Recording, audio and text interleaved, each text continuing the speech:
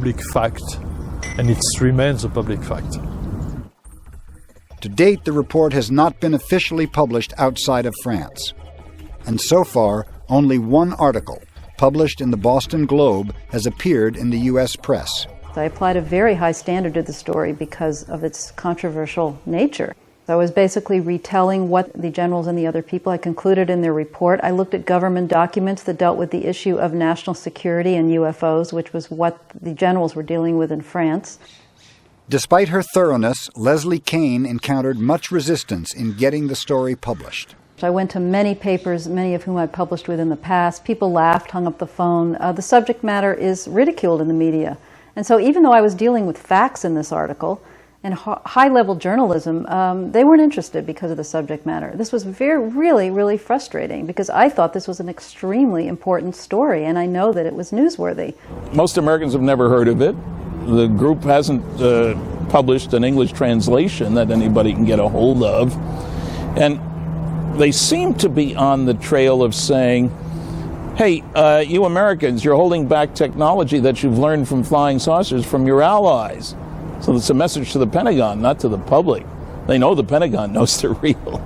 So it's an important report for what it says. No other report with names, with people with excellent cases, this is not anonymous reporting now, has come close to taking as strong a stand that some UFOs are extraterrestrial spacecraft. A group calling itself the Disclosure Project is in Washington this week, calling on Congress to hold public hearings on UFOs. Is there really life on other planets? Some former military and government personnel say they have proof there is. A group of people who claim they have seen UFOs is calling on Congress to open hearings. What do members plan to do with their information? They hope Congress and President Bush take notice. Before a crowd of believers and skeptics, with cameras rolling, members of a group calling itself the Disclosure Project stood up one by one to tell personal experiences involving what they say are UFOs. I have with me the voice tapes of the controllers that were involved. I have a copy of the original of the video that we took, which is rather interesting. And it's called the UFO Incident.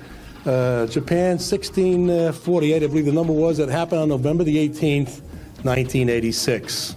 When it was all done, the CIA, one of the CIA men told the people they were now sworn to secrecy that this meeting never happened and this event never happened. The Disclosure Project was formed by Dr. Stephen Greer in 1993. Since then, he has gathered together over 200 military and civilian witnesses who experienced UFO events during their official duties. We had ground visual, ground radar, airborne visual, and airborne radar confirmation of some of these sightings.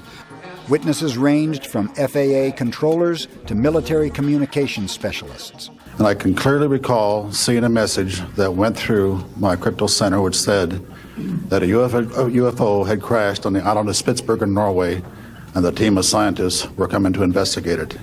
Testimonies varied from photographic and radar data to first-hand recovery. I've been involved where we have recovered these objects. We know them to be of extraterrestrials. I was one of the people that approached it with a Geiger counter to get surface readings. I was the first person to go ahead and see that there were bodies on it. If Congress calls me in and says, will you testify in detail what you know, I stand here today prepared and ready to do just that. Many witnesses provided official documentation of their event. Out of the National Archives, I have the 18-page official Navy and Air Force report. So the truth is here. I will testify under oath before Congress that everything that I have said is true.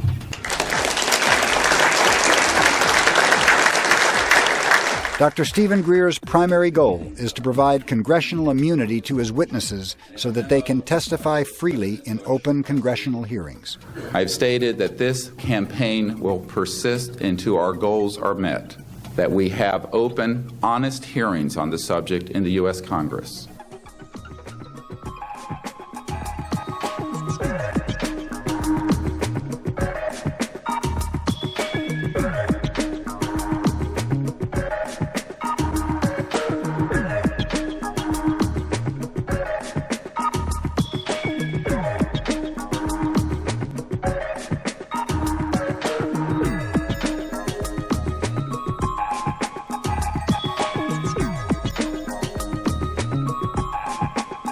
Often in reliable UFO cases, the official explanation is more unbelievable than the event itself. They told me to be careful to watch this area because you have a sense of something sensitive here.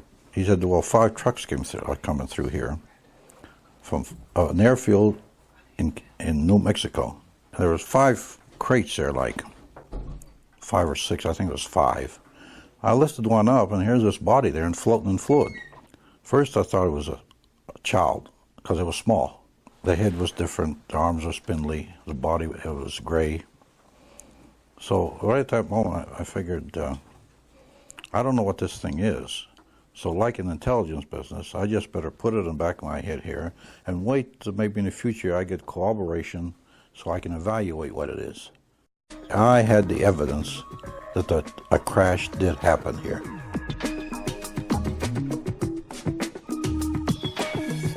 And then the red light was sort of casting a glow over the whole thing, so it looked like a round disc.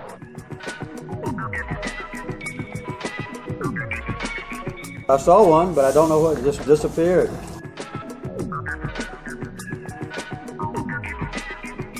People say, Mike, now you saw a B-2 bomber. My response was, we could land all 40 of our B-2 bombers on the wing of that craft.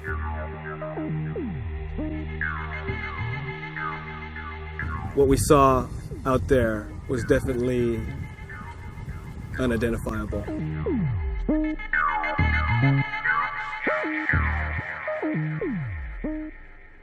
There is a serious possibility that we are being visited and have been visited for many years by people from outer space, from other civilizations.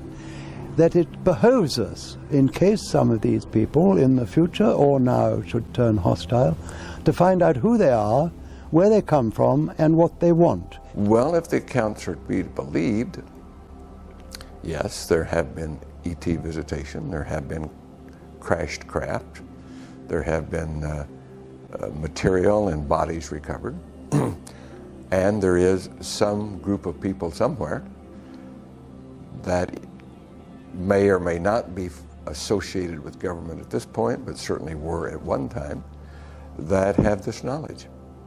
The thing you have to remember is that absolute power corrupts absolutely.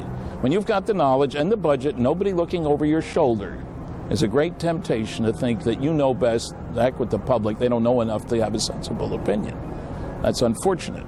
Я как генерал, вот как военный человек, я понимаю, что любое правительство, понимаете, оно начинает рассматривать это с точки зрения вот чего-то для войны, для военного, что-то применить, вот то, что там они принесут, это инопланетяне. Вот это категорически неправильно.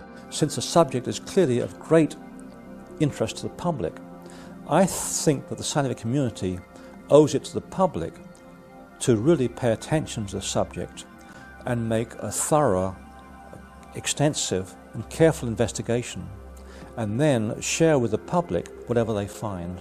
A story this big, there's no way it could be kept secret from the public. What do you say to someone like that that says that? Well, somebody's kept it pretty secret for quite a while, haven't they? If structured craft of unknown origin are penetrating our skies, the people best equipped to know are the military. And we will provide you with all the information that you need. Numerous military witnesses are prepared to testify in great detail, but need immunity from their security oaths. Congress is currently being lobbied to provide a platform for such testimony, but so far, to no avail. I think it's time to open the books on questions that have remained in the dark, on the question of government investigations of UFOs. It's time to find out what the truth really is that's out there.